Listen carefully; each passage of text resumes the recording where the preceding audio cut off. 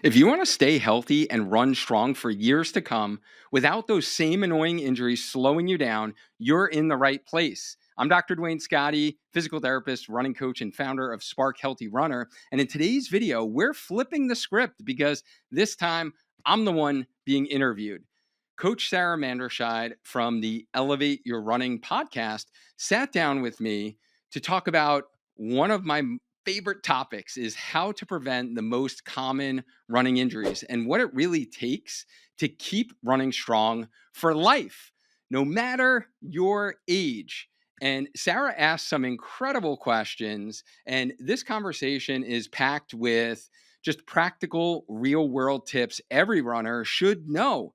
So I wanted to share it here with you on the Spark Healthy Runner channel so you can be able to get this knowledge and grow in your running journey. So if you've ever been sidelined by an injury or just want to run smarter and stay healthy, this one's for you. And if you don't know Sara yet, she's a friend of the show. She's joined me back in episode 281 on the Healthy Runner podcast, where she shared some recovery tips every Masters runner needs to know. And she also just crushed the Chicago Marathon, hitting a PR as a Masters runner by doubling down on the strategy she talked about in that chat on recovery. So let's dive into our conversation about how to run strong for life by stopping running injuries before they actually start. You're going to get so much value out of this one. I have a really exciting conversation with Dr. Dwayne Scotty. Hi, Dwayne. How are you? Hey, Sara. So good to see you. Thanks for having me on. So good to see you. We were chatting a bit offline before we hit record, and we had recorded a second podcast episode for Dwayne's podcast, which is Spark Healthy Runner, and so we get to see each other twice in 1 week, which is super fun. Absolutely. I enjoyed that recording, which I believe will probably air after this one. So if you are liking the conversation that Sara and I have, you're going to have to go and check out all of Sara's goodness that she shared about recovery for Masters runners on the Healthy Runner podcast. Yeah, it was such a fun conversation, and hopefully we can recreate all that energy and those vibes here today. As we dive into injury prevention strategies for lifelong running, because I think most of us as runners want to do this for as long as we can sustain it. We don't want to let our bodies or our minds kind of take us down. I think we want to be the ones to say, okay, maybe running isn't, the priority in my life right now, and I'm going to shift into something else.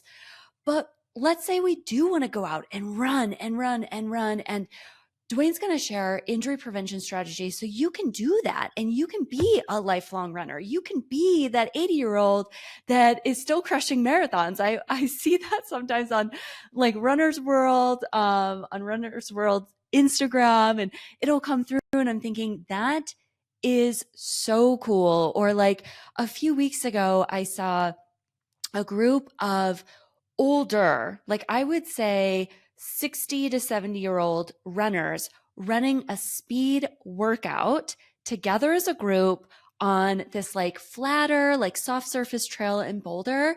And I thought, that is so cool. I would love to do that when I'm older. Absolutely not taking like training the way I take training now and the way I kind of like prioritize it in my life. But I think it's just so cool to see those older runners getting after it and having, still that joy with, running a fartlek workout. And it's probably nowhere near the times that they used to run when they were in their prime, but they're doing it together. They're healthy. And, they have like this grit and determination on their face when I see them. And it's just so cool. Yeah, well, running gives us so many benefits, right? Like, let's continue to do that for our lives, and let us be the ones to, dictate when we do want to maybe eventually hang up the running shoes. Like I say, I want to keep running until I'm literally in the box. Like, hey, my coffee. You can put me in my running kit, with some running shoes. I'll be like Oh pretty my gosh. happy. I haven't gone that far, Dwayne. I haven't gone that far. Yeah, that's so great though. I mean, it's just like the love of the sport absolutely shines through, right? Like the joy and love that running gives you and other runners. It's just and myself, it just feels so good. And I think, yeah, if you can get to a point where, you've lived a long life and you're looking back and you're thinking, hell yeah, I did this. I was able to do this. I was able to stay as healthy as possible, because injury for runners is high. I mean, most runners get injured um, in their journey, through training and running. Can you speak a bit more to that? Yeah, and this is the reason I really got into running and doing what I do today, I guess, is if we just like turn back the clock to the beginning of my running journey. I was 31 years old, just coming off a hip surgery. I had a labral tear. So I was actually non-weight bearing for like 4 to 6 weeks because I actually had a torn piece of cartilage as well. And as I was a sports medicine PT, kind of coming back from that, rehabbing that, I, was looking to get back in shape because it was the first time in my life that I ever was quote unquote out of shape, right? Always like a gym rat ever since college, became a physical therapist. And, I asked my surgeon, was like, hey, man, I gained some weight here. I'm getting a little dad bod, like I had two young girls. And my surgeon was like, well, just go out and run. This is when I was getting stronger and I was cleared to start running. And I'm like, yeah, I usually run like in the gym for cardio, maybe after my workouts. But like run outside, and I'm here on the East Coast in Connecticut, and it was early March, so it was still like cold, or even late February at that time. And he's like, yeah, go run outside. Just don't do it on a treadmill, just because of where I had the surgery in my hip. Tread puts a little bit more pressure in the front of the hip joint there. So I was like, okay, I'll try this. And I started running, and I instantly loved like the mental benefits of being outside, being in nature, being free.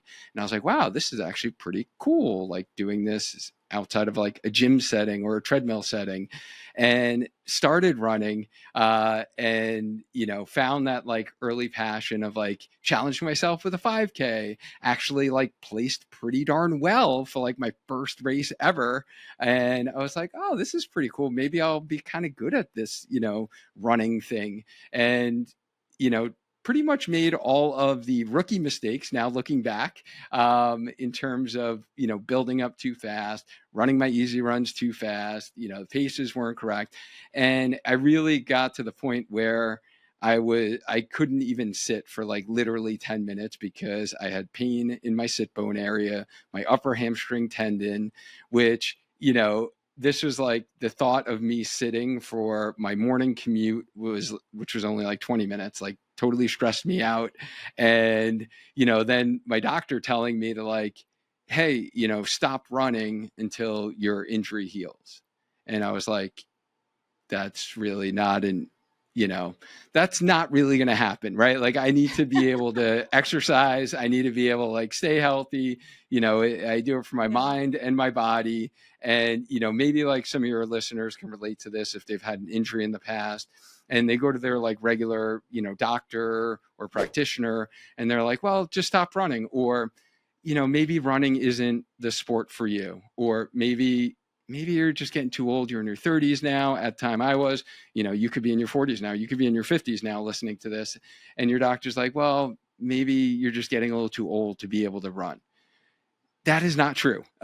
So first and foremost, if you're listening to this and you've been in that situation, like I want to provide you some hope here. And that doesn't need to be the case. And maybe you didn't have proximal hamstring tendinopathy like I did, this PHT syndrome. It could be like IT band syndrome, runner's knee, shin splints, plantar fasciitis, Achilles pain. But you've been told by your doctor to like just stop running until your injury heals. And like I know how frustrating that is, because like I said, I was in that position. And after really Googling and as far as PHT is concerned, because it is a specialized injury that is pretty much exclusive to us long distance runners. Found the right strategies, actually stopped stretching the hamstring and found those strategies, got that better. And I came to this like epiphany that runners, as adult runners, because adolescent runners, adolescent athletes, it's a different ball game. And that's kind of what I learned in traditional physical therapy school, is like how to treat that athlete. We don't really get trained a lot in treating the adult athlete or like the adult endurance runner. And the epiphany I reached is like runners need to train in order to run. So there are a lot more things that we need to do as adult runners as we age, to take care of our bodies so we can stay healthy and we can run for longevity, like you said. So running isn't like your only form of training or exercise. So that was kind of like the Yeah. epiphany that I kind of came up with, and really started to see that through my own personal journey first. And then, going on, and even at that time, I was still like a practicing clinician in a kind of traditional sports medicine clinic, and, started treating a lot of runners at that time, and was like, wow, like, okay, this is working. And then I'm getting runners better, and they're actually not coming back to me every like 3 months or 6 months and like a revolving door where it's like you're always going to get fixed, right? So it kind of came up with this kind of system in terms of like how we stay healthy as runners, injury prevention, and then really wanted to share that with the running community. And that's, when I did start the Healthy Runner podcast. Yeah, I absolutely love it. And I believe I mentioned, or I said it was the Spark Healthy Runner podcast, which is your Instagram handle. So thanks for the clarification on that. The Healthy Runner podcast, so informative. It's so great. Now, I think as runners, we typically think as adult runners, we're getting into the sport. Maybe we're running that first 5K. That's where I started in the sport. I ran a lot of 5Ks before going into 10Ks and half marathons, and then eventually the marathon, which was much later after I'd started running. And I think we just need a pair of running shoes and we just need to get out the door and run. But then all these other things start to pop up, right? I call them niggles. And these niggles can be something that turn into a full blown injury. And it's not something that, I recommend running through because it usually will turn into something much bigger and take a lot longer to get through. But what are the things that adult runners can do to try to minimize that? You had mentioned getting into training, like training to run. What does that mean to you? Yeah, well, as adult runners, we really need to think about, running is a lot more than running. And if, I kind of came up with a framework that really encompasses 6 key elements into our training and our running. And like, one is the mindset piece, two is strength training, three is the run plan, having a properly progressed plan periodized throughout the calendar year. Four is nutrition, five is recovery, and which you shared a lot of knowledge on the Healthy Runner podcast about the recovery bucket. And then six is the race strategy in how we approach races, right? And so like those are all key in kind of staying healthy. And specifically as it relates to like training in order to run really speaks to kind of strength training, which includes principles such as like activating your run specific muscles, training on one leg, training with jump training, or what we call plyometrics, as well as really periodizing your training throughout your calendar year. So it does change depending upon which season of running you're in, whether you're in base building mode, whether you're in like peak training mode right before your race, or are you recovering right after your like goal A race for the year. So those are the elements that really need to be included, and they're part of the whole package. It's like if you have been a traditional runner and it's like, okay, I got my easy run day, I've got my tempo run, I've got my long run, maybe I got my day with strides, right? No, you have your day with strength training, right? You have your day with strength training, maybe with some jumps in it. And that is part of the training. And in your base building mode, you're thinking, okay, this is the best time of my calendar year that I get to double down and getting my body stronger so it can tolerate the demands of my next hard training cycle, where now I'm going to maybe do strength training 3 times a week, or now I'm going to be lifting the heaviest that I lift throughout the year, right? So there's these different elements of training beyond the actual running that we're doing. Yeah, and I think it's so important to start that as soon as possible when you start running.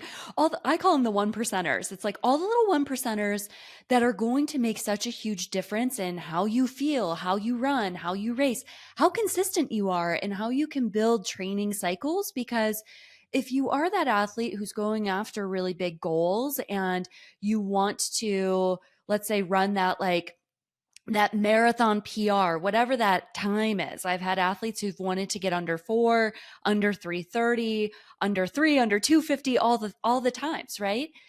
The process has to be there, the strength training, the mobility, the proper warm up, the post run stretching, the mindset. It's all part of it. And if we don't have all of those puzzle pieces working together, eventually that runner is going to get injured.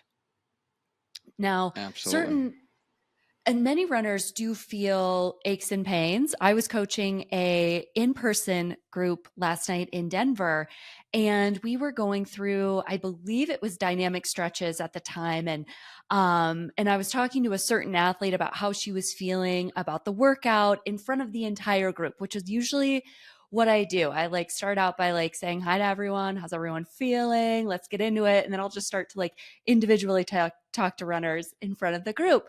And this particular runner is like, oh, my hips, really sore tonight. And I'm like, oh, this is new. Okay. Let's talk about this before we get into the workout. I really don't want you running the workout. And she's like, oh no, it's fine, Coach Sara. It's been hurting since last summer. And I'm like, come again? We've been working together for this whole time. And how did I not know your hip was hurting? And she's like, well, I've just been, able to train through it. And I think, that is so common. I think newer runners or adult runners who haven't had that full blown injury that takes you out where you're absolutely not able to hit the pavement and do the thing that you love to do.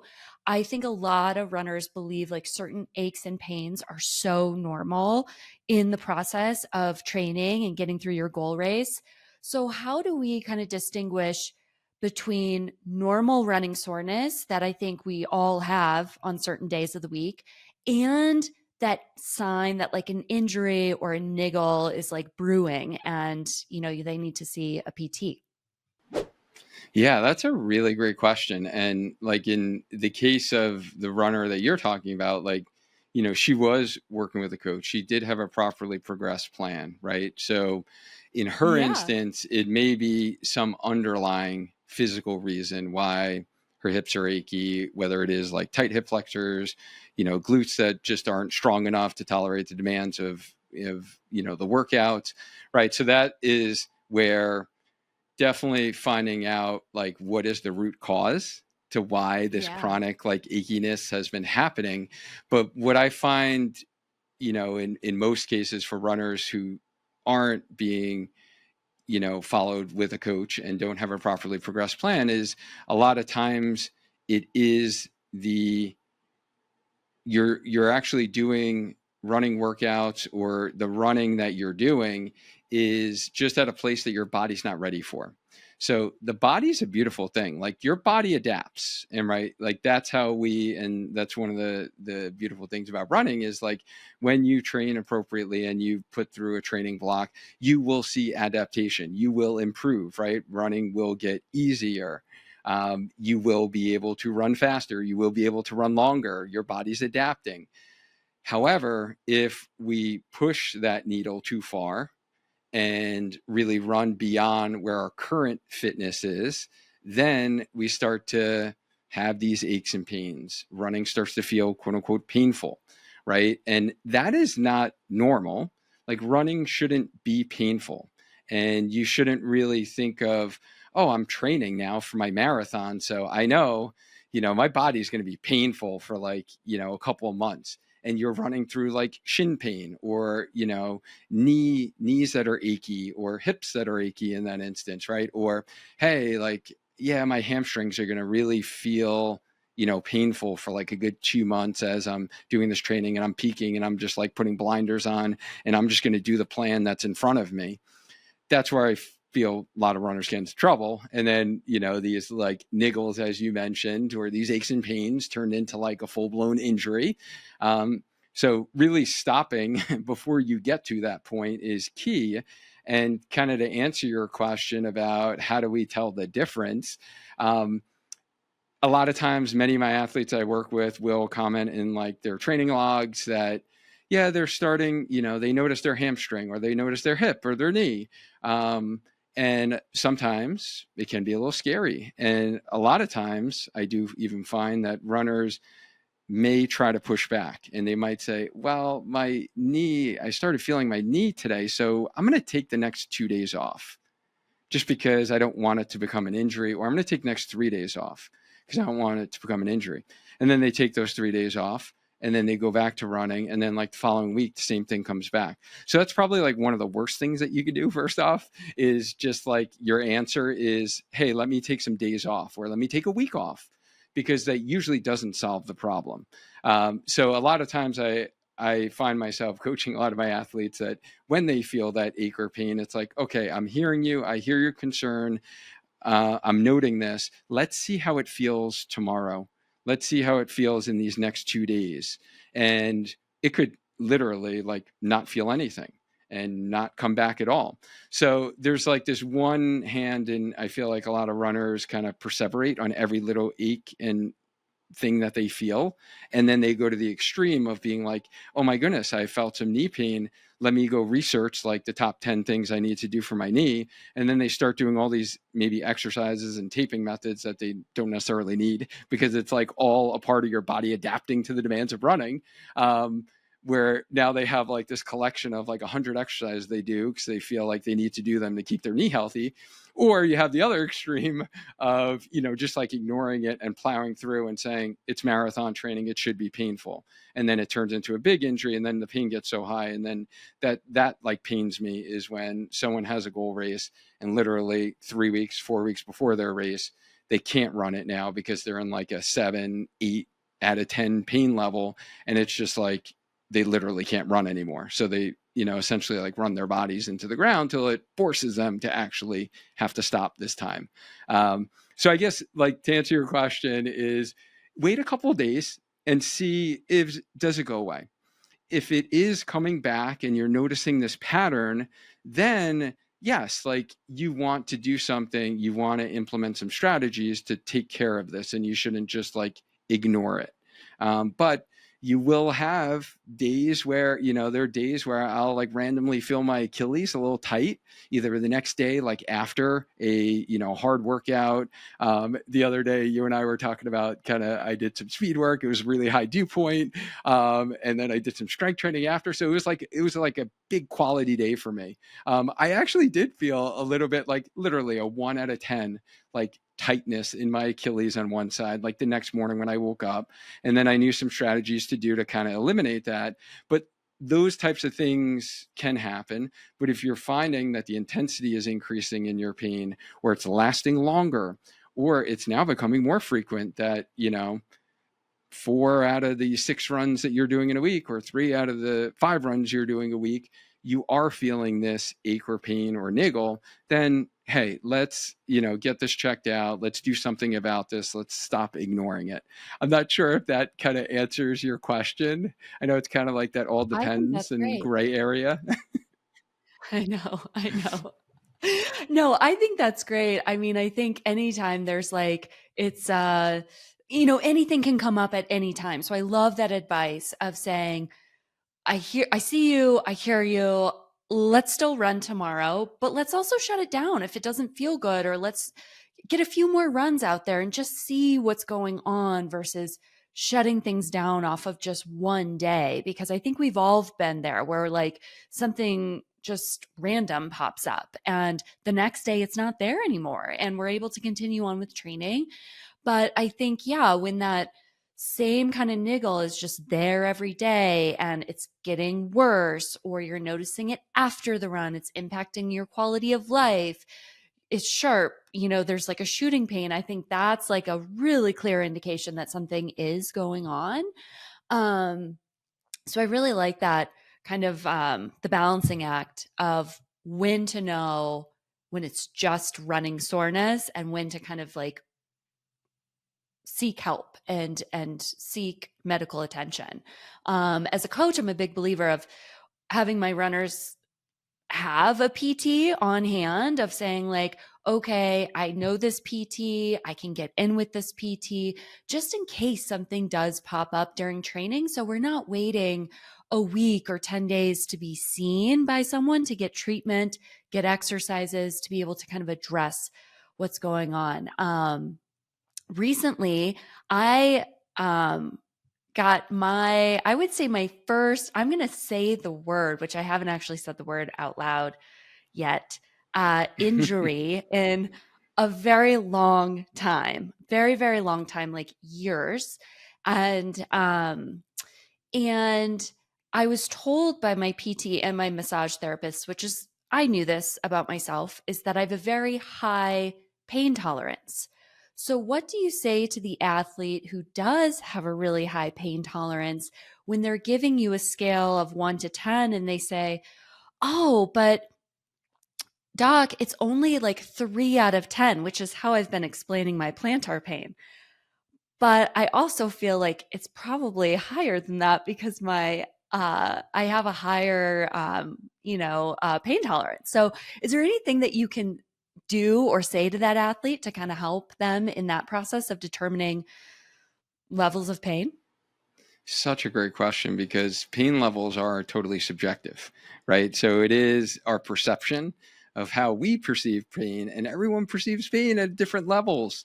So that is one variable in how like a medical provider would classify your injury, your level of pain, or your like a lot of the common running related injuries. We talk about like tissue irritability. So how irritable is the plantar fascia, right? So in your case, where, is it low tissue irritability? I've simply used that classification of like low tissue irritability, moderate, medium, or high. Like high is like, red flag here. We got really high tissue irritability. We're going to most likely need to actually stop running maybe for a period of time, or really significantly adjust the run plan. Luckily, most of the athletes that we see with running related injuries are usually not in that high tissue irritability phase. So they're usually in the low or the moderate. So besides just the number and pain, other variables that we really look at is how long does your pain last, once it comes on? Is it only lasting for, maybe is it only lasting during the run? Or like plantar fasciitis, kind of classic too, of really not feeling a whole lot during the run, but you feel it after the run, whether it's like a couple hours after or that next morning. Like that next morning, you step out of bed and it's like classic, like heel pain, arch pain. You're like, oh man, you're hobbling to get to the bathroom. And then, it maybe takes like 20 minutes to finally feel better. But so, how long does it last for when you do feel it? If it is lasting more than an hour, then yes, this is something that is not low tissue irritability. I don't care how low you rate that number. You tell me you're in a 1 or a 2 out of pain. If it's lasting for more than an hour, it is not low tissue irritability, right? So now you're in this like moderate phase, medium tissue irritability phase, where that requires different strategies to help manage. So I think classification systems like that are important, and not just looking at the number. So that's like a common question I'm going to ask my athletes is, if they're, use your case, plantar fascia was, a little painful during the run, I'll kind of ask, was it constant? Or did you just feel it at different points of the run? Maybe you felt it just at the beginning when you started running, then it went away, but then it was a long run, so you started feeling it maybe like the last mile, it came back. Like that's kind of a classic pattern that we see, versus every single step I took during the run was painful. Ooh, like that is starting to, hey, this is, higher level of tissue irritability. And then definitely, are you having pain during everyday activities like walking around? Is that painful for you? Again, speaks to more a little higher level of tissue irritability versus someone who's in the low category, where if they're truly at less than a 3 out of 10 pain level, they're usually not feeling it during the day with everyday activities. It is only going to be with certain provocative positions or provocative activities, whether it is running or doing jumping or a specific strength exercise, where there's only like these key things that really increase your pain. That's kind of the classic, like lower level of tissue irritability. So just finding out a little bit more information about, is the pain constant or is it coming and going? And then when you get the pain, how long does it last?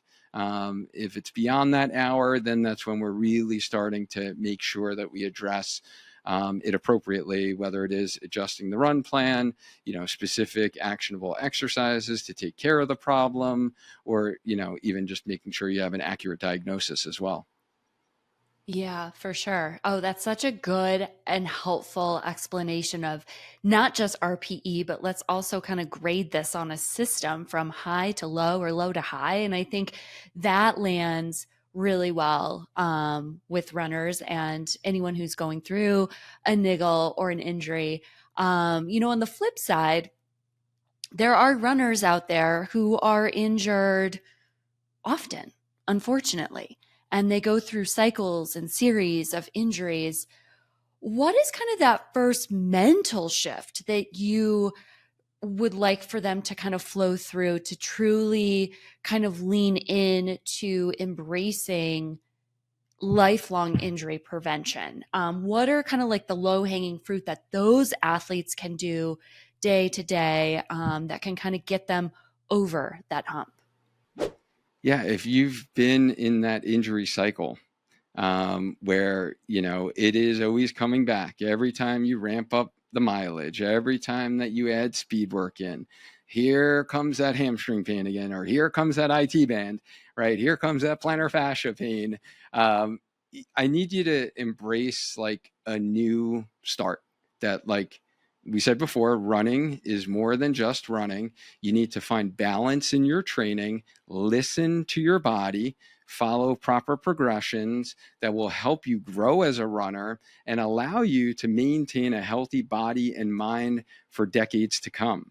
So it is really that mental shift of realizing that new start. And if you are a runner who's been running 20 years, let's say, that as we age, we just need to approach running in a different manner than when we did it in our 20s. I didn't do it in my 20s, so I couldn't tell you what that looks like. But many of you who've been running like in your teens and 20s, you could have gotten away with just lacing up the shoes, heading out the door, going for your run, never looking back, never having niggles and injuries, right? You can't do that in your 40s, let's say, or 50s. It does require this kind of new approach to find this balance in training. And if you master that if you're in your 20s listening to this, if you master that now, you are going to have a lot more progression in your running journey without getting injured, to really establish those habits early on. From like a performance standpoint, you'll see it mostly. It's also going to keep you healthy. But then you're going to really reap those benefits and, healthy habits that you've established in your running practice, let's call it, as you age. So you can age gracefully.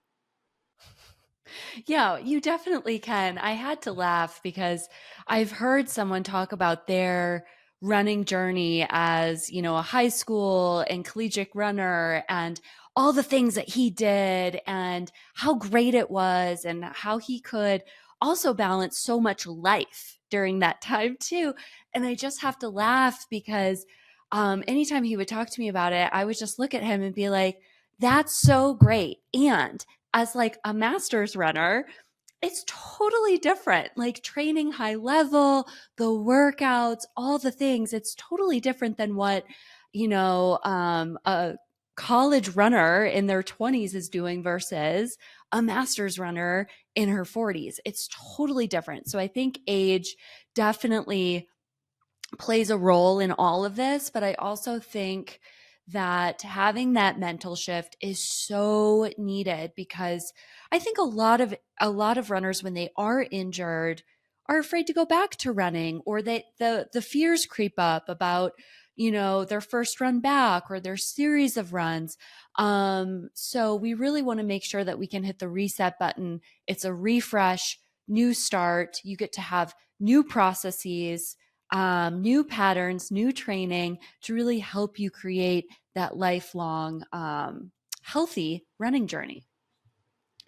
Yeah, So, absolutely. yeah, like, so as we age, obviously our bodies change. I just mentioned that, like from the 20-year-old male runner to the 40-year-old female runner, very, very, very different. Are there any specific injury prevention considerations or adaptations for runners that we should be aware of as we move through these different life stages? And maybe you're the runner who did run in college when you were in your teens and your early 20s, and you're still that runner in your 40s, but you're noticing a lot of differences. Can you kind of speak to that?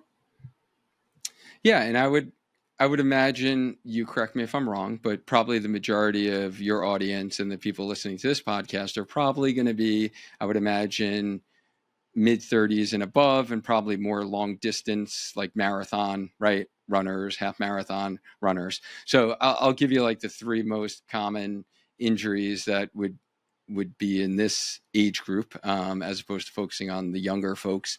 And I'll kind of give you like one for each region. Hip, knee, ankle will go. In the hip area, it is really what I mentioned before, the proximal hamstring tendinopathy, which is incredibly common in marathon runners, and especially females. I find it even more so common than males.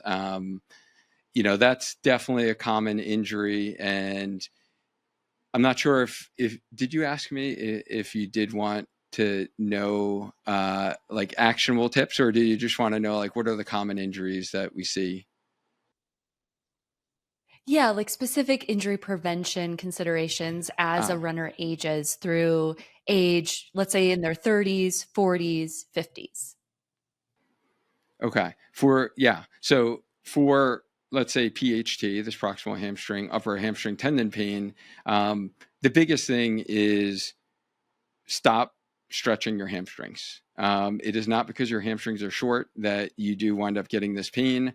So, hamstring stretching, actually, believe it or not, has been shown that it literally does not prevent any injuries out there at all, even though probably at least 50% of the people listening to this right now probably believe so.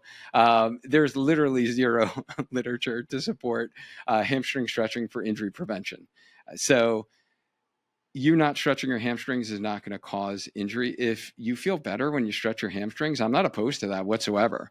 However, if you do have upper hamstring tendon pain where you get this pain at your sit bone, it's really hard for you to sit for any length of time during your workday. If you have a desk job, or you're in a car for a long period of time, or you're sitting on hard surfaces like my athlete before who was sitting on bleachers watching your son's baseball game, and you get this pain under your butt area on your sit bone, like that's upper hamstring tendon pain. And, the biggest thing to kind of take care of that, and prevent it from coming back, is start loading your hamstrings, meaning start strengthening them. So we're actually loading the tendon, which causes it to remodel, allows it to heal. And that's also the best like injury prevention strategy for this injury. And like that is literally the most common injury that I see in my marathoners is this PHT injury. And it is one of those injuries that a lot of PTs actually don't know how to treat, unfortunately. Trust me, like I just recently in the last year, you and I were talking about this kind of retired as full-time faculty in a physical therapy program, and I would make sure my students knew what this injury was, because I was definitely biased toward the running population. So my students know how to actually diagnose and treat this. But you're going to come into contact with a lot of medical professionals out there who, number one, may misdiagnose this, and number two, don't know how to treat it, and they're just going to tell you to stop running. And I can tell you, I've literally helped hundreds of people with this specific injury, and most have shut down running for weeks, if not months, if not years, and their pain still has not gone away. So they know that stopping running didn't solve the problem. And then once we start working together and we actually get them back into running and load the hamstrings, strengthen them, then they truly actually start to feel better and actually recover from their injury. So that is one in particular. And like to your point before, having like a good PT on hand, completely agree 1000%. If you can find a good local, and I won't even be as biased to being a PT, because I believe like everyone in their own specialty area, no matter what your discipline is, whether it's medical doctor or chiro, a DO, doctor of osteopathy, a physical therapist, someone who has a lot of experience working with runners, that's who you want to see as a runner. Being an adult runner, like I mentioned before, is different than an adolescent athlete. It's different than just seeing a general, even sports medicine provider. You are your own unique individual. You need to see a provider who either treats many, many runners, has a lot of clinical experience, or is a runner themselves. And they kind of get it, and they understand that it is more detrimental for you to shut down running for a week, 2 weeks in your training cycle than it is to actually continue actually running and modify it the right way to allow you to continue to heal from the injury while maintaining fitness, allow you to train, and honestly, allow you to get those mental clearing miles in, right? Because we know psychologically, it's probably going to do more harm than good, emotionally, psychologically, if you did have to stop running. And you don't need to either. Like with these injuries that we're going to talk Yeah. about, you don't need to stop running to actually heal from them. So seeing a provider who works with a lot of runners or who gets runners is so important. So if you can find that person in your local area, that is like gold. Honestly, that person is like your resource. You want to, have them in your back pocket that you can utilize when you need to utilize them. But that's like the most common injury, I would say, at the hip area. At the knee for marathoners and the aging athlete, it is definitely IT band syndrome is the most common one, because that one's going to come up in higher mileage. It just sneaks up, the sharp pain on the outside part of your knee, very localized. It's like someone just took an ice pick and just stabbed you in the side of your knee, and it comes on at your 14-mile long run, or when you're out there for we're getting the long runs past an hour and a half, we're getting long runs up to 2 hours. This is when this injury creeps up. So it's like the dreaded injury of marathoners, because it's like during the most important, crucial part of your training, and can literally, like, I've seen so many marathoners that have unfortunately like paid a lot of money for some great races or some marathon majors and never actually got to the start line because this injury got so out of hand where they actually had to shut it down and they couldn't actually run their race. But one simple actionable tip if you are struggling with IT band syndrome is just take out any downhill running. Like that will go super, super far in your training. If you can keep it to flats, slow down your speed a little bit, and really start strengthening. And for most of you, finding your side hip muscles, specifically your gluteus medius muscle. So that side glute muscle is key to getting this injury better. It's key to preventing it from coming back in the future, because if you can kind of tap into that muscle, activate it, utilize it, find it, strengthen it, then it's going to keep your pelvis level when you run. So when you're running, we're always on one leg, your pelvis drops 2 to 3 degrees, totally normal. There are a lot of runners out there that are dropping 5, 8, 10 degrees. You might not know that you're doing it. It might have just been your running form that you didn't know was a little faulty when you started running, and now it's a habit. And now every time your pelvis drops a lot when you're running, this puts a lot of stress tension on the side hip structure and your IT band going all the way down the side of your thigh into your knee. It basically pulls at that knee attachment site and feels like sharp stabbing pain, which totally sucks, like I mentioned before. So that's kind of the actionable strategy that I would recommend for that condition. I'm not sure if you have any questions, or would you like me to give you one more injury, or would we like to stop Let's there? do one I more. could I want, I could yeah, ramble for top three. days. Let's do it. All right, I'll give you one at the ankle, maybe a little different than your specific foot injury, because plantar fasciitis is definitely common, but Achilles tendinopathy is probably, you know, the most common thing that I do see at the ankle. And like the hamstring, it's all about stop stretching your calf muscles and maybe just massaging it and start loading it and strengthening. And one of the, oh my goodness, if I had to pick, like, what is the area of weakness for most runners, it is weak calf muscles. Because, like, who in the heck likes working their calf muscles out? And even, like I mentioned, I was like a gym rat, right? Like, I would always be in the gym. I definitely skipped calves for years. Like, no one enjoys working out and strengthening their calf muscles. Like, let's be honest. So it's like the thing most people skip. However, as distance runners, when we're running at our easy pace, our calf muscles are actually at their maximum voluntary contraction. They're working the hardest out of any muscle that we have in our legs when we're running at our easy pace. When we're doing faster speed work, that Mm. shifts to the hips, hamstrings, hip flexors, a little bit more so. But the majority of our runs throughout our week are at our easy pace, right? So we're using those calf muscles the most out of any muscle. So we need strength, we need endurance in our calf muscles. And a lot of times when we don't have that, what's the first thing to go? As we're aging in our 40s, our tendons don't get enough blood flow, they lose elasticity, and then we get this Achilles tendonitis or tendinopathy that creeps up. So you get pain in the back of your Achilles tendon. And the thing here is, we got to load it. We got to strengthen it. And that allows remodeling of the tissue, of the tendon. And the other thing that I also help a lot of runners with this condition is if someone has, there are like two different types of Achilles tendon pain. One's at the classic, like an inch or two above the bone. And then the other one Yeah. that you can see in runners is right on the back of the heel bone itself. And we call that insertional Achilles tendinopathy. So if you've had Achilles tendon pain, maybe you YouTubed, you Googled, you found the heel drop exercise or eccentrics or slow lowering, doing calf raises off the edge of a step. If you have the heel insertional pain, stop doing them off the edge of a step. Just do them to the floor. That is going to immediately make you feel a little better. And then I'm going to give you one hack, Sarah, that is just like, I this is love it. gold. This is gold, honestly. Let's If do you it. have Achilles tendon pain, before your runs, number one, like, you should be doing a nice dynamic warm up, like Sarah talked about before, to get blood flow into all of your tissues and muscles. But after that dynamic warm up, do it. I like to call it an Achilles specific warm up, where we're going to get blood flow into the Achilles by doing toe taps side to side. So essentially isometrics, where you're on your tippy toes, hold for a second, shift to the other side, hold for a second. Do that 20 times. You're going to contract your calf muscles when you do this. So we're going to get blood Yeah. flow into the Achilles.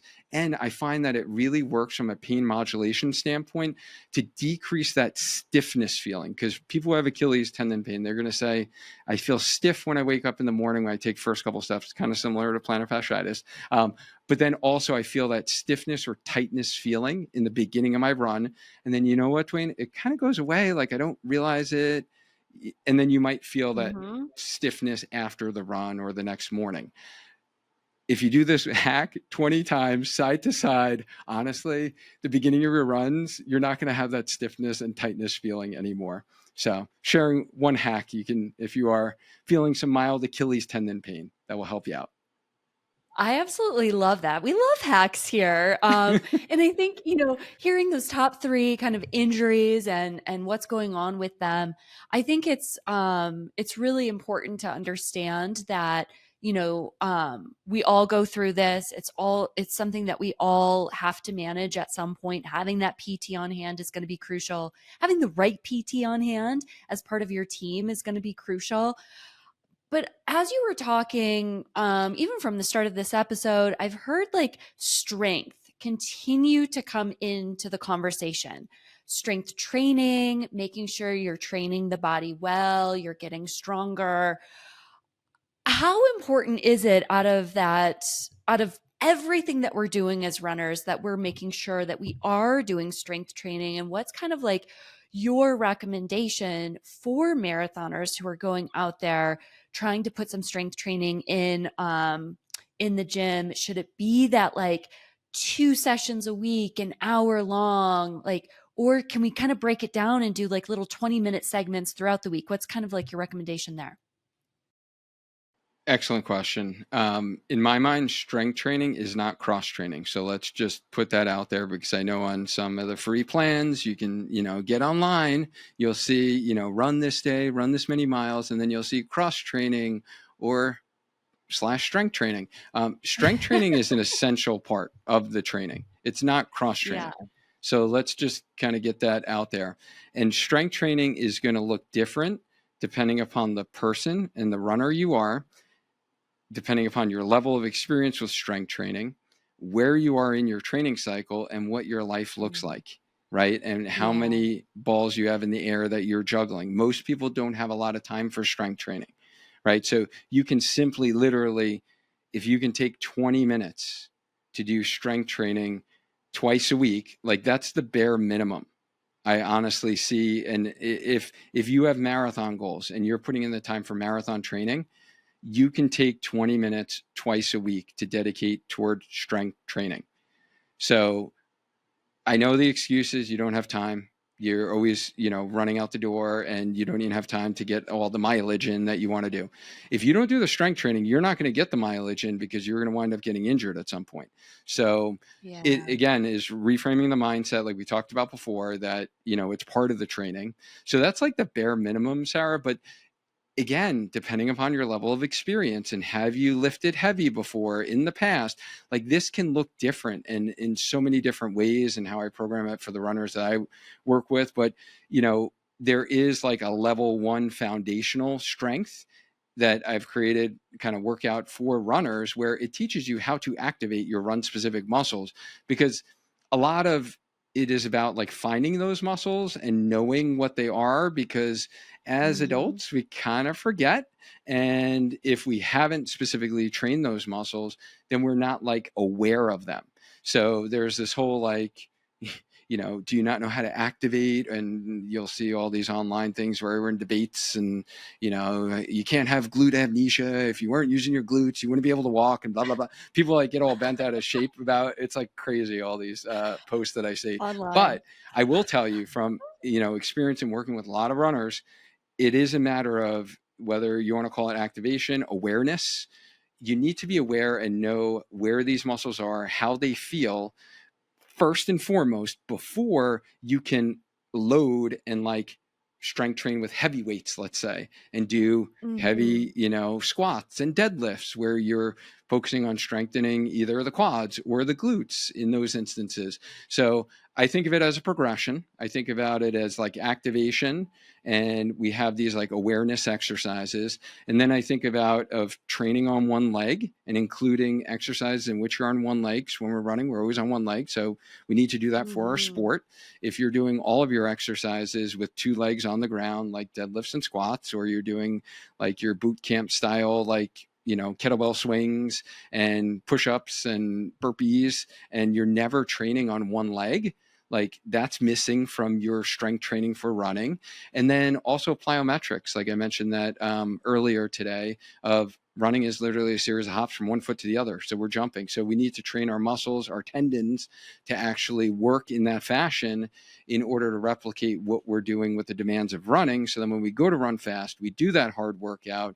Our tendon, our tissues have been there before. They've built up the strength and resiliency in them to tolerate the demands of the running that we're putting them through. So those are some of like the key running things. And as far as frequency, like depends upon your training cycle Yeah. and your time, right? Like I mentioned, Yeah. 2 is the minimum. But if you're in a heavy marathon build, like, and if you've never done a lot of strength training before, if you're in the beginning, like at the time of this recording, right, where like, everyone's starting to train for Chicago, New York time period, right? Mm, October, November, then if yeah. you could dedicate 4 weeks to 3 times a week and you have time in your schedule before the long runs get really long and the weekday long runs get longer, then definitely go for 3 days of strength training. But if you don't, 2 days, Yeah. totally enough.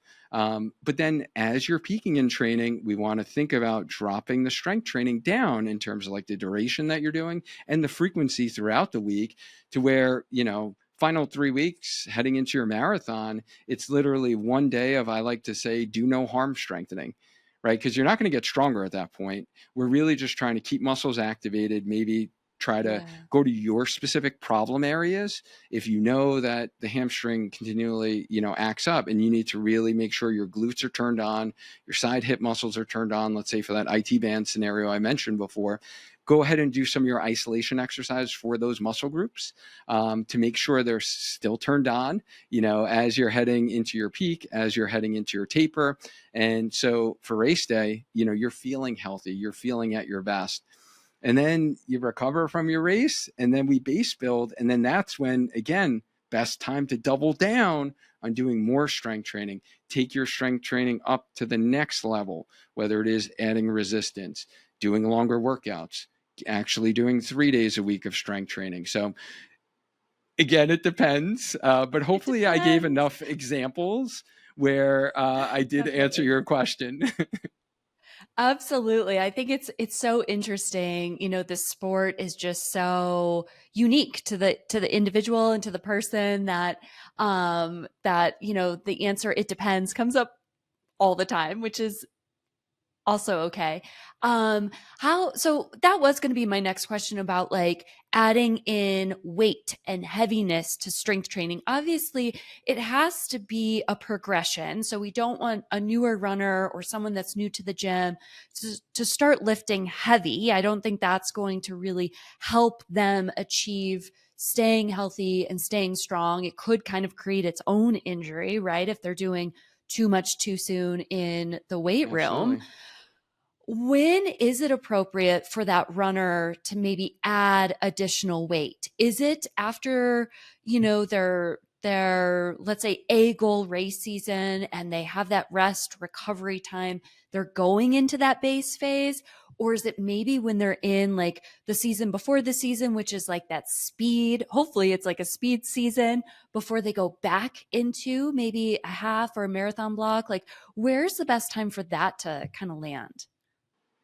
Yeah, both of those examples would be great instances where you Mhm. are thinking to, and I almost think like the speed before the season is almost like a second base training sometimes for folks who are, those that are training Yeah. for like the spring race, they'll have maybe winter as that base build, they do their spring race, and now they're going into that season between the season, which would be like, I think of it almost as another base from a strength perspective. So I Yeah. think both of those time periods you nailed. But that being said, that doesn't mean that those that have a lot of experience with strength training and lifting heavy couldn't lift heavy, maybe not their Mhm. heaviest, right? Like Mhm. during their marathon training cycle or during their half marathon training cycle.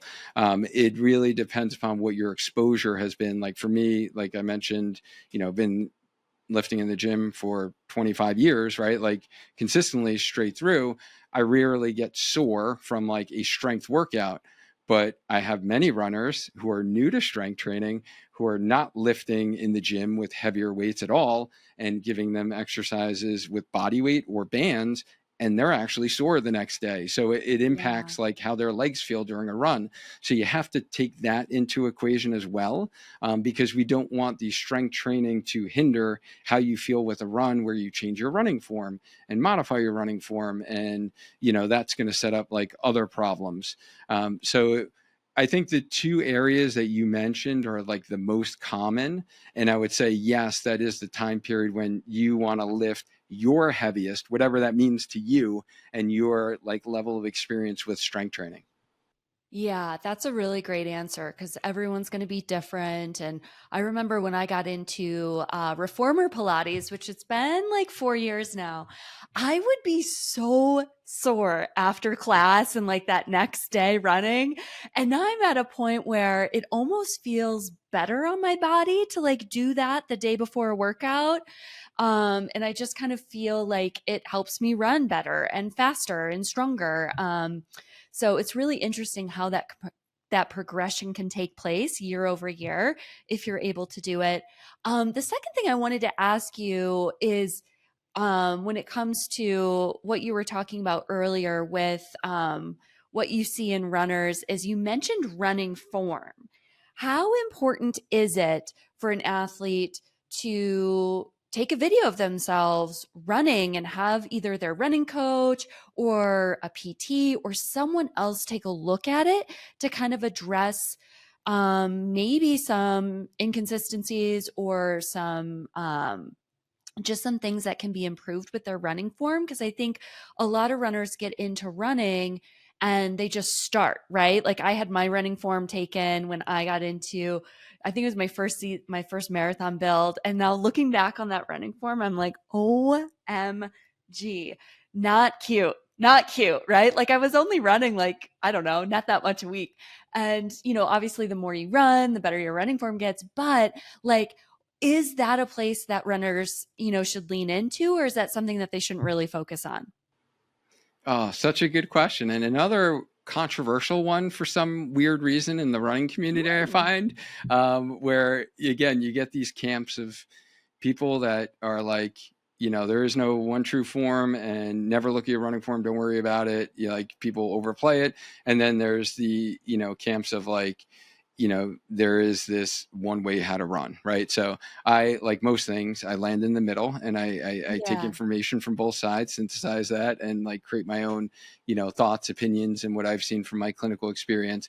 So I would say this: I do think that beginner runners starting out would benefit from having their running form analyzed from the basic level of really making sure they're not doing, I guess, like two critical errors that I think are very common. And when you do these, it leads to common running related injuries. So if you can minimize that off the bat, then you're going to minimize your risk for developing shin splints, runner's knee, if you are overstriding, meaning when you're running, your foot is way out in front of your knee when you land, when your foot hits the ground, which is so common in people as they start out. You're mentioning your running form. I think about my first 5K. I was like the hugest overstrider you would ever see, right? Like my foot was like way out in front, of me. My elbows are like all the way out to the side. Yeah, it was like pretty funny Yeah. looking back now, but I didn't know, right? And like most runners Yeah. don't know. So Yeah. just thinking about knee drive or leading with your knee is like a great cue that I like to help my overstriders out, is that they're thinking of the knee coming forward first versus the foot. And that's just going to help your foot land underneath your knee when you hit the ground, because when you hit the ground, there are these ground reaction forces that come up from our foot, up our shin to our knee. So for those overstriders, it's just very common for all them to basically be smacking the ground, having more force go up through the shin. They get shin splints, and then up to the knee, they get what we call runner's knee or patellofemoral pain syndrome. So those are like the two most common injuries that literally, if you fix your overstriding, it's almost going to take away your symptoms. So that's one. And then the other one is a hip drop. So that first one you Mhm. can see from the side view of you running, whether or not you're overstriding. And then the other one you can see from looking from behind. So the back view, and just seeing when you're on one leg in mid stance of running, like what does your pelvis look like? Is it flat or is it dropping a lot? Like you can see the opposite side of your pelvis drop down far. Then you have that pelvic drop, and this honestly isn't so much of a running form cue, and a whole lot that you can do while you're running, even though there's some cues and strategies we can give you.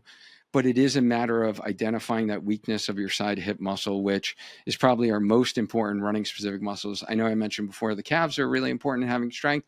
If that and the hip abductor, if we can get that nice and strong to prevent that hip drop, you're going to prevent, honestly, literally, like IT band syndrome, runner's knee, shin splints, posterior tib tendinopathy, plantar fasciitis, and Achilles tendon pain. So making sure that glute medius muscle is firing appropriately and you're not running where your hips dropping and you're going side to side a lot in the pelvis Mhm. is like one of those things that it's nice to have that identified early on so you Mhm. can work on strengthening the muscles that you need to strengthen, and then think about like, hey, is my hips really dropping a lot when I'm running? Like, let's try to keep, if we had to envision you had headlights or you put some flashlights on the front of your hip bones, you want to think about the beams of light not going up and down a whole lot. Those beams of light are going to stay like consistent at like the same level. Again, a little bit of a drop is fine, but a lot of a drop, not so fine. So that's where I think beginner runners could benefit from a running form analysis. Certainly, those who are struggling with chronic injuries, the injury cycle that we talked about before, it's something I do with all the athletes I work with who are battling, any of these common running related injuries, just because you want to get down to the root cause of the problem. Sometimes, not saying all times, sometimes it could be a running form issue that is a big contributor to the problem. Other times it could be a Yeah. strength issue. Other times it could be a Mhm. mobility issue.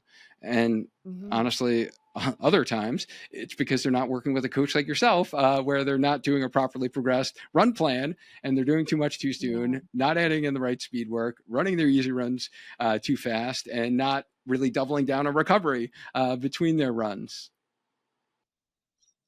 Yeah, absolutely. No, I think that's awesome. I think that's so helpful for our listeners. If if the listener wants to ensure that they're running strong in their 30s, their 40s, their 50s, their 60s, what is the single most important piece of advice that you can give them today in order to do that? Yeah, it would be simply master those 6 key parts of your running journey I mentioned earlier. Because as we do age, we know physiologically we lose muscle mass as we age. We go through hormonal changes, whether you're female or male, which is going to impact your muscle mass, your overall muscle mass. And we go through a lot more life stressors. And I think we actually spoke about this Mm, in our last conversation, we did. because you are in that in between age of, you have older parents usually, that you're worried about maybe taking care of, and worried about them, and then you have younger kids as well, and you have stressful jobs, and you're managing everything in life, so you have a lot more life stressors than you did in your 20s, certainly. So really mastering those 6 elements and balancing them is like key. And it is, again, training in order to run. So that's what, we're, we're all about at Healthy Runner, is really tailoring to that and really being more holistic in how you approach running. Yeah, because it really will take you all the way if that's where you want to go. I think the holistic plan and approach, this is like the long game, right? This is an endurance game, running and training and staying happy and healthy, and I think that that's so important. So, for everyone listening today, if you could give them one homework assignment that they can start today for better injury prevention, what would it be? Whew, man, that's a loaded question. Better injury prevention is really just strength training, honestly, because that will Yeah. bulletproof your body for pretty much all of Oh, the injuries. So if you haven't been strength training, like, it's going to make a world of a difference. And I know you said one, but if you haven't been doing this other thing, which you mentioned earlier, is warming up before your runs and actually prepping the body, that's going to make a world of a difference in how your runs actually feel. So you're not having to wait to mile 2, mile 3 to actually feel like you're running normal, where you can actually yeah. start your run within the first couple minutes and actually break into a pretty normalized stride. So if you haven't been doing a dynamic warm up, doing some mobility, doing some movement prep, that's going to make a world of a difference as well. Yeah, I can attest to that for sure. I kind of fall in the category of do as I say, not as I do, in the pre-run stretch area. And anytime I do stretch, because it's usually like I'm with someone else that's doing it, and we're doing the leg swings and the hip openers, I immediately feel the difference and I think, oh, running isn't supposed to feel like a slog for 2 miles. Like you can actually feel good in like the first 2 minutes, which is pretty cool. So I think that's great. Like Dwayne, thank you so much for your time today. Where can our audience find you online? Where can they find your podcast? And we'll definitely drop the Mastering the Six Elements too in the show notes for everyone, so they can, you know, click through it, read through it, and hopefully learn something in the process. Yeah, well, thank you so much for having me. This has been such a great conversation. Always good to connect with you, Sara. If you're listening to this on the podcast, then you obviously listen to podcasts. So find Healthy Runner wherever you get your podcast. And if you want to learn more about those injury prevention for lifelong injury-free running, then I've compiled like the most common questions I get on this topic as a running physical therapist and coach, and answer them, including the specific actionable steps to actually grow a strong mind and a strong body so we can just keep running. You can simply go to learn.sparkhealthyrunner.com/grow to get that free resource. And it also includes my 25-minute strength training for runners workout that I mentioned earlier. Cool. That's awesome. I love that so much. Thank you so much for your time today. Thank you, Sara. And as always, guys, let's continue to grow a strong mind, a strong body, and just keep running. Until next time.